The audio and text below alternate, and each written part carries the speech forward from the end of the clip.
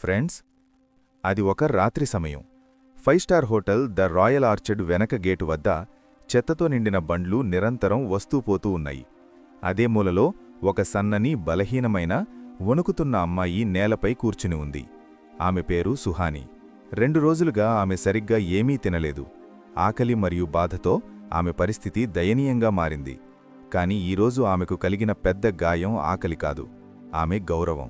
కొంతసేపటి క్రితం ఒక వ్యక్తి ఆమెను మూలము ఆపి, నాతో రా, 2000 ఇస్తాను, కేవలం ఒక రాత్రి పని, అర్థమవుతోంది కదా అన్నాడు.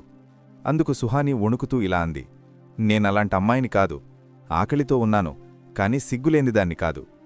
అయితే ఆ వ్యక్తి ఆమెను వేధిస్తూ ఆమె వెనుక అసభ్యకరమైన చూపులను వదిలి అక్కడి నుండి వెళ్ళిపోయాడు.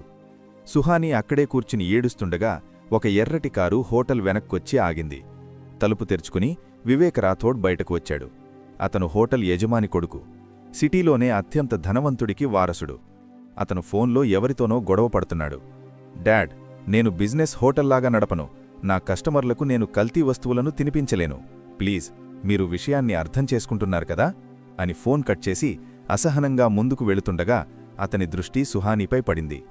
చెత్తకుప్ప దగ్గర కూర్చుని ఏడుస్తున్న ఒక సామాన్యమైన, పేద కాని అత్యంత అందమైన అమ్మాయిని చూసి అతను ఆశ్చర్యపోయాడు.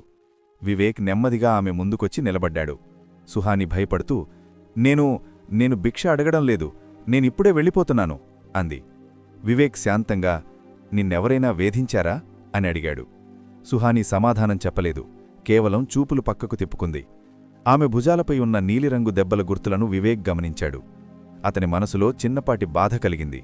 అతను జేబులో నుండి డబ్బులు తీయగోయాడు. అది అతని అలవాటు, కాని మళ్లీ ఆగాడు. అతను కిందకు వంగి కూర్చుని, భోజనం చేస్తావా అని అడిగాడు. సుహాని ఒక్కసారిగా ఉలిక్కిపడింది. ఇదే ప్రశ్న కొద్దిసేపటి క్రితం ఆమె ఆత్మను గాయపరిచింది. కాని ఈ గొంతులో కామన్ లేదు, ఆందోళన ఉంది. ఆమె చాలా నెమ్మదిగా, అవును తింటాను, కాని నేను భిక్ష తీసుకోను అంది. వివేక్ తల ఊపి, అయితే ఉద్యోగం చేస్తావా అని అడిగాడు. సుహాని కళ్ళు పెద్దవయ్యాయి. 5 స్టార్ హోటల్లో నాలాంటమ్మాయికి ఉద్యోగమా అంది. వివేక్ ఇంకా చెబుతూ, ద రాయల్ ఆర్చర్డ్లో మనుషుల కొరత ఉంది, నీకిష్టమైతే ఈరోజే పనిలో చేరవచ్చు అన్నాడు. సుహానికి ఇది ఎగతాళిలా అనిపించింది. ఆమె కటువుగా, ఇంత పెద్ద హోటల్లో నేనా, జనమేమనుకుంటారు అంది. వివేక్ గంభీరంగా, దాని గురించి నువ్వు బాధపడకు అన్నాడు. సుహాని కాసేపు మౌనంగా ఉండిపోయింది. తర్వాత వివేక్ తన చెయ్యి చాపి, పద అన్నాడు. సుహాని మనసులో ఎన్నో భయాలు కలిగాయి. ఏదైనా వలపన్నుతున్నాడా? ఇతను కూడా ఇంతకు ముందు వ్యక్తిలాంటివాడేనా? కాని వివేక్ కళ్లలో అలాంటివి ఏమీ ఆమెకు కనపడలేదు. అకస్మాత్తుగా ఆమె, నాకేమీ రాదు అంది. వివేక్ చిన్నగా నవ్వుతూ, పర్వాలేదు, నీకు నేర్పిస్తారు అన్నాడు. కొన్ని క్షణాల మౌనం తర్వాత సుహాని ధైర్యం చేసి అతని చెయ్యి పట్టుకుంది. వాళ్లు హోటల్ లోపలికి వెళ్లగానే మేనేజర్ ఇలా అన్నాడు, సార్, ఈ అమ్మాయి ఈ హోటల్లో ఉంటే కస్టమర్లేమనుకుంటారు అని వివేక్ గొంతు పెంచి, కస్టమర్లు ఏమీ అనుకోరు, ఈ అమ్మాయి ఇక నుండి ఇక్కడ స్టాఫ్, అర్థమైందా అన్నాడు. మేనేజర్ సైలెంట్గా ఉండిపోయాడు.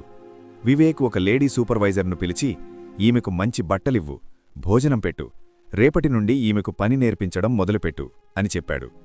సుహానికి ప్లేట్లో వేడివేడి భోజనం దొరకగానే ఆమె కళ్ళు చెమ్మగిల్లాయి. ఆమె ఉణుకుతున్న చేతులతో మౌనంగా కూర్చుని పెట్టిన భోజనం మొత్తం తిన్నది. వివేక్ కొంత దూరం నుండి ఆమెను చూస్తున్నాడు. ఒక అపరిచితురాలికి సహాయం చేయడం వల్ల అతనికి మొదటిసారిగా చెప్పలేనంత ప్రశాంతత లభించింది. మరుసటి రోజు ఉదయం హోటల్ కిచెన్ ఎప్పటిలాగే హడావిడిగా ఉంది. ఆర్డర్లు, టైమింగు, ప్రెజరు. కాని ఆ గందరగోళం మధ్య సుహాని ఏదో తుఫాను నుండి బయటపడినట్లుగా నిశ్శబ్దంగా నిలబడింది. సూపర్వైజర్ ఆరాధ్య ఆమెను చూసి కొంచెం వెటకారంగా, ఇక్కడ పనిచేయడం అంత సులభం కాదు, నువ్వు ఎప్పుడైనా వంట చేశావా అని అడిగింది. సుహాని శాంతంగా, లేదు, కాని నేర్చుకుంటాను అంది. వారు ఆమెకు అత్యంత తక్కువ స్థాయి పని ఇచ్చారు. గిన్నెలు కడగడం, చెత్త బ్యాగులు మార్చడం, నేల తొడవడం. కాని సుహాని ఒక్కసారి కూడా ఫిర్యాదు చేయలేదు. ఆమె చేతులు కందిపోయాయి, వేళ్లు ఎర్రబడ్డాయి. గిన్నెలు కడిగి కడిగి మణికట్టు నొప్పి పుట్టింది. అయినా ఆమె మౌనంగా పనిచేస్తూనే ఉంది. ఎందుకంటే బయట జీవితం ఇంతకన్నా చాలా కఠినంగా ఉంది. సాయంత్రం వివేక్ కిచెన్లోకి వచ్చాడు. అతను తలదించుకుని ఎంగిలి గిన్నెలు కడుగుతున్న సుహానిని చూశాడు. ఆమె కళ్లలో ఒక వింతైన పట్టుదల ఉంది. వివేక్, అలిసిపోయావా అని అడిగాడు. సుహాని ఏదైనా చెప్పబోయేలోపే మేనేజర్ వచ్చి, సార్, ఈరోజు వీఐపీ గెస్ట్లు వస్తున్నారు, షెఫ్ మూడ్ బాలేదు. పనిలో తేడా వస్తే హోటల్ పేరు పోతుంది అన్నాడు. వివేక్ అతన్ని ఆపి, నువ్వు నీ పని చూసుకో, అతని మూడ్ సరిచేసుకుని పనిలో దృష్టి పెట్టమని చెప్పు. అలాగే ఈ అమ్మాయిని ఇబ్బంది పెట్టడానికి ప్రయత్నించకండి అన్నాడు. దానితో మేనేజర్ మరోసారి సైలెంట్గా ఉండిపోయాడు. కిచెన్లో అకస్మాత్తుగా కలకలం మొదలైంది. షెఫ్ రవి కోపంతో అరుస్తున్నాడు. క్రీమ్ సాస్ మాడిపోయింది, ఏ దౌర్భాగ్యుడు దీన్ని గ్యాస్ మీద వదిలేశాడు అంటున్నాడు. అది విని అందరూ భయపడిపోయారు. ఎవరూ ముందుకు రాలేదు. సుహానీకి ఆ అరుపులు తన పాత జీవితంలోని తిట్లలా అనిపించాయి. మరో ఆరోపణ, మరో అవమానం. కాని ఆమె మెల్లగా కొంచెం పాలు పోసి చిన్న మంటమీద కలుపుతూ పైనుండి కొంచెం పొడిచేసిన చక్కెర వేస్తే చేదు తగ్గుతుంది అంది. దానితో మొత్తం కిచెన్ నిశ్శబ్దమైపోయింది. షెఫ్ భగ్గమన్నాడు, నువ్వు నేర్పస్తావా నాకు, నీకేం తెలుసు అన్నాడు. ఇది మొత్తం దూరంగా వివేక్ చూస్తూనే ఉన్నాడు. అతను ముందుకొచ్చి చేసి చూద్దాం అన్నాడు. షెఫ్ ఇష్టం లేకపోయినా అలాగే చేశాడు. కొన్ని నిమిషాల తర్వాత సాస్ రెడీ అయినప్పుడు అతను రుచి చూశాడు. నిజమే అన్నట్టు అతని కనుబొమ్మలు పైకి లేచాయి. వివేక్ ఎలా ఉంది అని అడిగితే షెఫ్ అయిష్టంగానే చాలా బావుంది, ముందుకంటే సూపర్గా ఉంది అన్నాడు. ఇప్పుడు అందరి చూపులు సుహానీపై పడ్డాయి. ఆమె కంగారు పడుతూ, మా అమ్మ చెప్పేది వంటను పాడు చేయకూడదు, సరిదిద్దుకోవాలి అని అంది. అది విని వివేక్ మెల్లగా, నీలో టాలెంటుంది సుహానీ, చాలా బావుంది అన్నాడు. ఆరాధ్యకు మొదటిసారి ఆమెపై గర్వంగా అనిపించింది, కాని బయటకు చూపించలేదు. రాత్రి పని ముగిసిన తర్వాత సుహానీ లాకర్ రూంలో కూర్చునుంది. ఆమె చేతులు నొప్పి పుడుతున్నాయి, కాని ఆమె పెదవులపై చిన్నపాటి చిరునవ్వు ఉంది. బహుశా అది కొన్ని నెలల తర్వాత. అప్పుడే లాకర్ రూమ్ తలుపు తెరుచుకుంది. వివేక్ ఫస్ట్ ఎయిడ్ బాక్స్తో లోపలికొచ్చాడు. అతన్ని చూసి సుహానీ ఉలిక్కిపడి, మీరిక్కడా అంది. వివేక్ శాంతంగా, నీ చెయ్యి కడుక్కో, పట్టీ వేస్తాను అన్నాడు. సుహానీ చేతులు దాచుకుంటూ, అవసరం లేదు సార్, నాకు నొప్పి అలవాటే అంది. వివేక్ మెల్లగా, నొప్పి అలవాటుగా మారితే మనిషి సంతోషంగా ఉండటం మర్చిపోతాడు అన్నాడు. అతను బలవంతం చేయలేదు, కేవలం బాక్స్ ఆమె వైపు జరిపి, నువ్వే వేసుకో అన్నాడు. సుహానీ బాక్స్ తీసుకుంది. వివేక్ వెళ్ళిపోతుంటే సుహానీ మెల్లగా, ఈరోజు మొదటిసారి నా మాటను ఎవరో విన్నారు, అందుకు చాలా థాంక్స్ అంది. మరుసటి రోజు ఉదయం సుహానీ కిచెన్కు కొంచెం త్వరగానే వచ్చింది. జనం మెల్లగా రావడం మొదలుపెట్టారు. కాని అందరూ ఆమె వైపే చూస్తున్నారు. నిన్నటి సాస్ ఘటన అందరిలోనూ చర్చనీయమాంశమైంది. ఆరాధ్య వచ్చి, ఈరోజు నువ్వు కూరగాయలు కోసే సెక్షన్లో ఉండు, గిన్నెలు కడిగే పని ఇంకొకరు చేస్తారు అంది. సుహానీ ఆశ్చర్యపోయి, కాని నేను నిన్ననే గదా చేరాను అంది. ఆరాధ్య కొంచెం చిరాకుగా, చూడు, తెలివైన వాళ్లను ముందుంచాలి, ఇక కొయ్ అంది. సుహానీ తలదించుకొని, సరే అని కూరగాయలు కోయడం మొదలుపెట్టింది. ఆమె చేతులు వేగంగా ఉన్నాయి, కాని కాన్సంట్రేషన్ ఇంకా స్పీడ్గా ఉంది. షెఫ్ రవి దూరంగా ఇదంతా చూస్తున్నాడు. నిన్నటి ఘటనతో అతని అహం దెబ్బతింది. కాని ఈరోజు సుహానీలో ఏదో ప్రత్యేకతను గమనించాడు. కాసేపటి తర్వాత అతను కరుకుగా, ఏయ్ అమ్మాయి, క్యాప్సికం అలా కొయ్యరు, ఇది హోటల్, రోడ్డు పక్కన బండి కాదు అన్నాడు. సుహానీ వెంటనే కత్తి కింద పెట్టి, మీరు చూపించండి, నేనలాగే చేస్తాను అంది. ఆమె తనతో వాదించదని రవి ఊహించలేదు. అతను, ఇలా కొయ్యాలి అని చూపించాడు. సుహానీ శ్రద్ధగా చూసింది, మళ్లీ కోసి చూపించింది. ఈసారి షెఫ్, బావుంది, అలాగే కొయ్యి అంతే అన్నాడు. మధ్యాహ్నం అకస్మాత్తుగా హాల్ నుంచి అరుపులు వినిపించాయి. ఆర్డర్ క్యాన్సిల్ చేయండి, ఏం చేశారు మీరు? వీఐపీ గెస్ట్ కిచెన్లోకి దూసుకొచ్చాడు. అది చూసి కుకింగ్ స్టాఫ్ ప్రతి ఒక్కరూ భయపడిపోయారు. రవి ముందుకు వెళ్ళి, సర్ ఏమైంది అని అడిగాడు. గెస్ట్ ఆ ప్లేట్ను టేబుల్పై పడేసి, ఈ పాస్తా ఓవర్ కుక్ అయింది, ఇది 5 స్టార్ హోటలా లేక ధర్మశాలకిచ్చినా అని అరిచాడు. గది మొత్తం నిశ్శబ్దం ఆవరించింది. వివేక్ కూడా అదే సమయంలో లోపలికొచ్చి, సర్ నేను చూస్తాను, మీకు కొత్త డిష్ వస్తుంది, 2 నిమిషాలు వెయిట్ చేయండి అన్నాడు. అంటూ గెస్ట్ కోపంగా బయటకు వెళ్ళిపోయాడు. రవి ప్రెషర్తో, ఇప్పుడు 2 నిమిషాల్లో కొత్త పాస్తా ఎలా అవుతుంది అన్నాడు. సుహానీ ముందుకొచ్చి, నా దగ్గర ఒక ఐడియా ఉంది అంది. రవి కోపంగా, ఇప్పుడు ఈమెకు ఇటాలియన్ వంట కూడా వచ్చని చెబుతుంది. సుహానీ గట్టిగా, నాకు ఇటాలియన్ తెలియదు, పాస్తా తెలియదు, కాని పాడైపోయిన వంటను ఎలా సరిదిద్దుకోవాలో తెలుసు అంది. అది విని వివేక్, సరే చెప్పు అన్నాడు. సుహానీ ఆ పాస్తాను చూసి, దీన్ని ప్యాన్లో వేయండి, కొంచెం బటర్, వెల్లుల్లి వేయండి. ఓవర్ కుక్ అయిన పాస్తా బటర్ను పీల్చుకొని సాఫ్ట్ టెక్స్చర్ను దాచేస్తుంది. పైనుండి ఫ్రెష్ హర్బ్స్, చిల్లీ ఫ్లేక్స్ వేసి క్రంచ్ ఇస్తే రుచి బ్యాలెన్స్ అవుతుంది అంది. ఆ మాటకి రవి మౌనంగా ఉండిపోయాడు. వివేక్ ఆలస్యం చేయకుండా, చేయండి అన్నాడు. 2 నిమిషాల తర్వాత ప్లేట్ రెడీ అయింది. వివేక్ స్వయంగా వెళ్లి గెస్ట్కిచ్చాడు. నిమిషం తర్వాత గెస్ట్ తిరిగొచ్చాడు. కాని ఈసారి ప్రశాంతంగా ఉన్నాడు. ఇప్పుడు బావుంది, గుడ్ అని వెళ్ళిపోయాడు. దానితో కిచెన్ హాల్ అంతా నిశ్శబ్దమైపోయింది. కిచెన్లో అందరూ సుహాని వైపు చూస్తున్నారు. రవి మెల్లగా, ఈ అమ్మాయికి తెలివితేటలున్నాయి అన్నాడు. సుహాని నెమ్మదిగా, పేదరికంలో ఇదే నేర్చుకుంటాం, ఉన్నదానితోనే మంచిగా ఎలా చెయ్యాలి అని అంది. వివేక్ కళ్లలో గర్వం కనిపించింది. సాయంత్రం అందరూ వెళ్ళిపోతున్నప్పుడు ఆరాధ్య సుహానీతో, నువ్వు త్వరగా నేర్చుకుంటావు, ఎవరైనా ఇబ్బంది పెడితే నాకు చెప్పు అంది. సుహానీ నవ్వలేదు కాని థాంక్స్ మ్యామ్ అంది. ఆమె బయటకు రాగానే వివేక్ రిసెప్షన్ దగ్గర నిలబడి ఉన్నాడు. అతను సుహానీ అని పిలిచాడు. వివేక్ ఆమె ముందుకొచ్చి, ఈరోజు నువ్వు మళ్లీ హోటల్ను కాపాడావు అంది. సుహానీ ఆశ్చర్యంగా, నేను కేవలం నాకు గుర్తున్నది చెప్పాను అంతే అంది. వివేక్ గంభీరంగా, అదే తేడా, మిగతావారు పుస్తకాల నుండి నేర్చుకుంటారు, నువ్వు జీవితం నుండి నేర్చుకుంటావు అన్నాడు. ఆ మాటకి సుహానీ గుండె వేగంగా కొట్టుకోవడం మొదలుపెట్టింది. ఆమె ఏమీ మాట్లాడలేకపోయింది. వివేక్ ఒక కాగితమిచ్చాడు. ఇది నీ జాయినింగ్ ఫామ్, ఈ రోజు నుండి నువ్వు ట్రైనింగ్ కిచెన్ అసిస్టెంట్, శాలరీ కూడా మొదలవుతుంది అన్నాడు. సుహానీ వణికిపోయింది. శాలరీనా? నేను దానికి తగినదాన్ని కాదు అంది. వివేక్ మధ్యలో అందుకొని, నువ్వు తగినదానివి కాదు, అంతకంటే ఎక్కువే అన్నాడు. కొద్దిసేపు ఇద్దరూ మౌనంగా ఉన్నారు. తర్వాత సుహానీ చాలా నెమ్మదిగా, థాంక్స్ సర్ అంది. సుహానీ ఇప్పుడు ట్రైనింగ్ కిచెన్ అసిస్టెంట్. ఒకరోజు ఇద్దరు వెయిటర్లు ఆమె వెనుక మాట్లాడుకుంటున్నారు. వివేక్ సార్ స్వయంగా ఈమెను తీసుకొచ్చారట, అందుకే ఇంత త్వరగా ప్రమోషన్ వచ్చింది. హోటల్లో అందరికీ తెలుసు ఈమె సార్ను ఎలా బుట్టలో వేసుకుందో అని. సుహానీ అది విన్నది. ఆమెకు మనస్సులో చాలా బాధ కలిగింది. కాని ఆమె సమాధానం చెప్పలేదు. ఎందుకంటే లోకంలోని ప్రతి మాటకు సమాధానం చెప్పాల్సిన అవసరం లేదని పేదరికం ఆమెకు నేర్పింది. అయితే అదే సాయంత్రం హోటల్లో ఒక పెద్ద ఈవెంట్ ఉంది. Hotel annual day. ఎంతోమంది బిజినెస్మెన్లు, మీడియా వస్తున్నారు. షెఫ్ రవి బాగా ప్రెషర్లో ఉన్నాడు. అన్నీ పర్ఫెక్ట్గా ఉండాలి, ఒక్క తప్పు కూడా జరగకూడదు అని అరుస్తున్నాడు. కాని అకస్మాత్తుగా ఒక టేబుల్ నుంచి పెద్ద శబ్దం వచ్చింది. ఏం చేశారు మీరు? ఈ వంట మా ఆర్డర్తో మ్యాచ్ అవ్వడం లేదు అని ఒక వీఐపీ గెస్ట్ ఫీడ్బ్యాక్ ఇచ్చాడు. దానికి రవి భయపడిపోయాడు. స్టాఫ్ ఇటూ అటూ పరుగెడుతున్నారు. వివేక్ వెంటనే అక్కడికొచ్చాడు. ఏమైంది?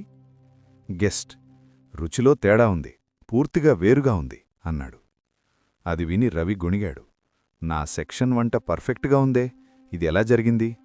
అప్పుడు సుహానీ ముందుకొచ్చి, నేను ప్లేట్ చూడవచ్చా అని అడిగింది. అప్పుడు అందరూ మౌనంగా నిలబడిపోయారు. వివేక్ ఆమె వైపు చూశాడు. సుహానీ ఆ వంటను చూస్తూ రుచి చూసి ఇలా అంది, ఇందులో ఉన్న బేస్ మసాలా మనది కాదు, స్టాక్ రూంలో ఉన్న పాత మసాలాను ఎవరో పొరపాటున వాడారు. రవి భయపడుతూ, నువ్వెలా చెప్పగలుగుతున్నావు అన్నాడు.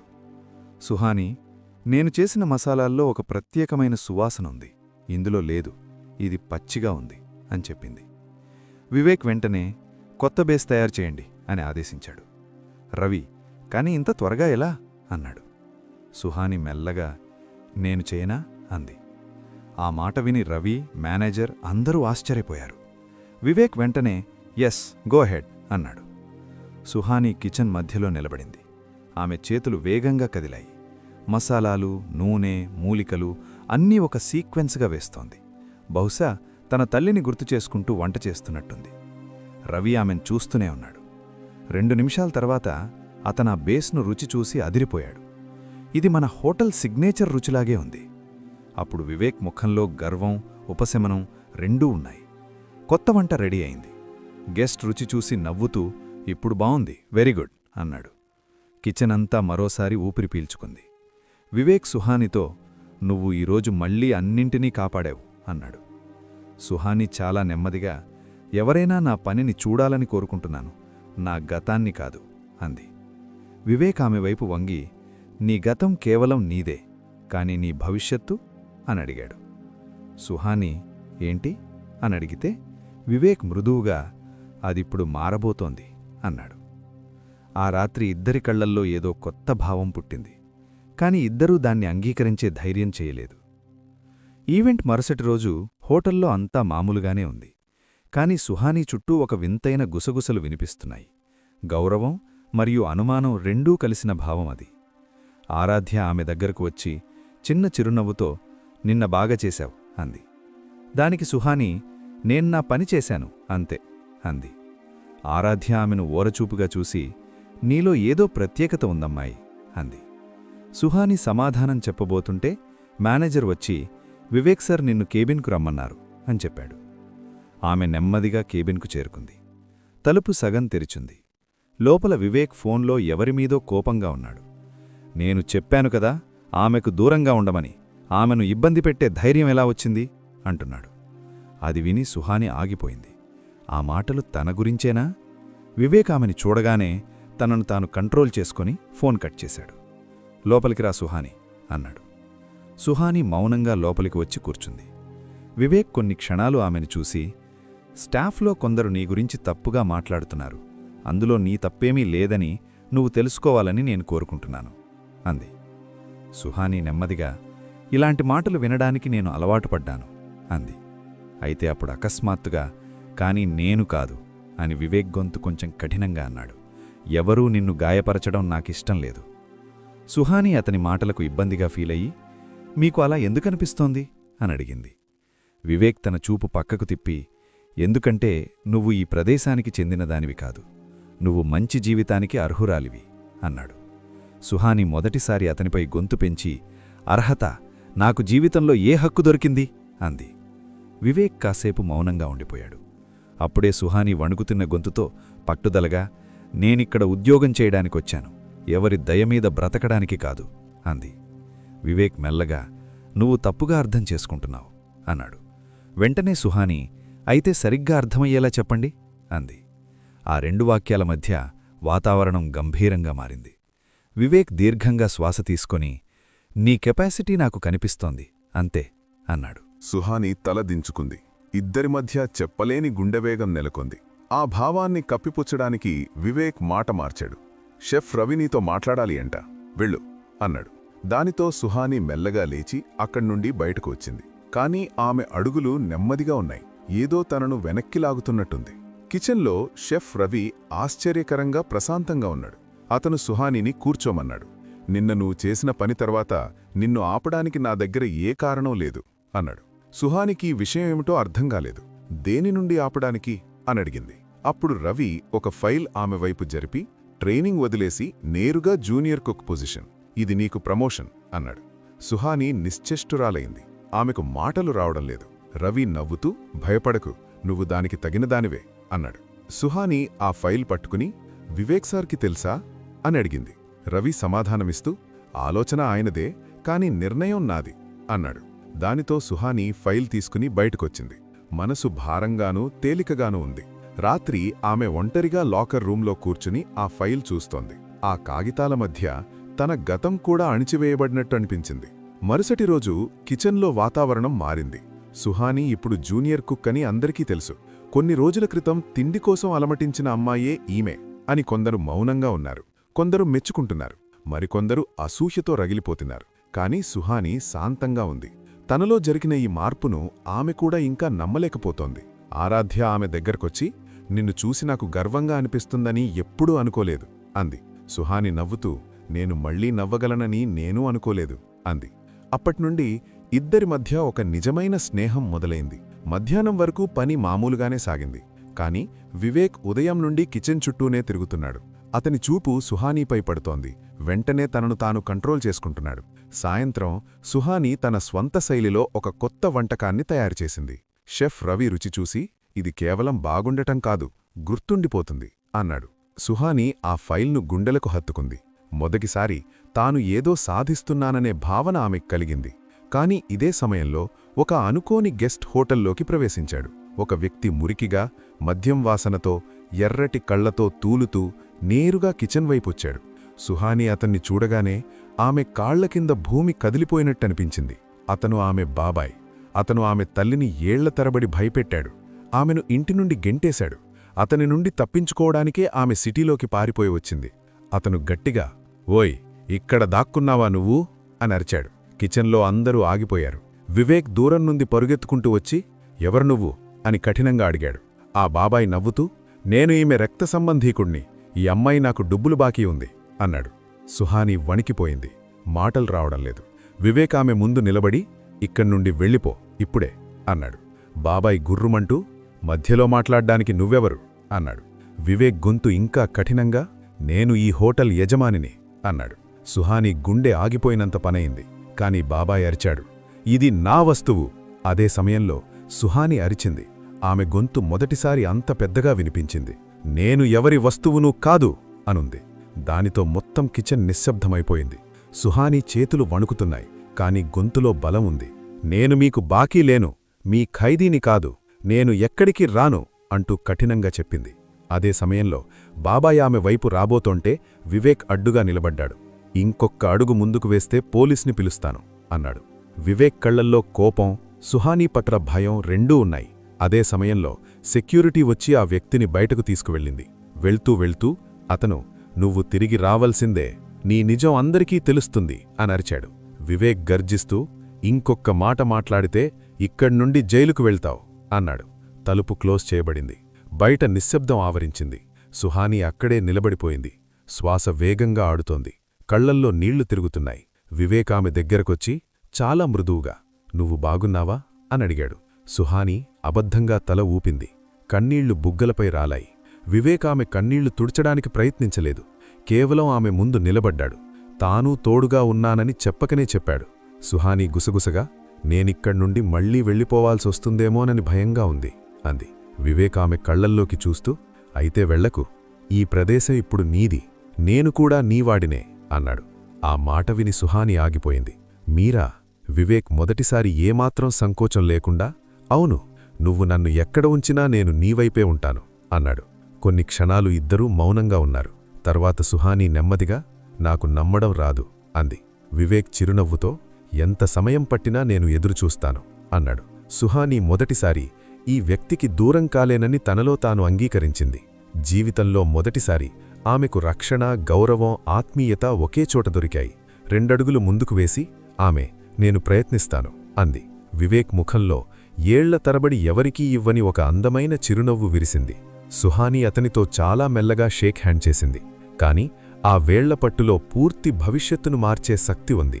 ఆ క్షణంలో కిచెన్లో కేవలం 2 వ్యక్తులు మాత్రమే ఉన్నారు.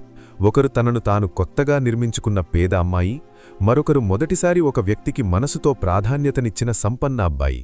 అయితే ఫ్రెండ్స్, ఈ కథ విన్నాక మీరేమనుకుంటున్నారు? నిజంగా ఒక గొప్ప సంపన్నమైన వ్యక్తి ఒక పేద అమ్మాయిని ఇంతలా ఆదరించగలడా? లేక ఇది ఆమె అందంలో ఉన్న ఆకర్షణ? మీ అభిప్రాయాన్ని, కామెంట్లను తప్పకుండా తెలియజేయండి. మరో మంచి కథతో మళ్ళీ కలుద్దాం. శుభమస్తు.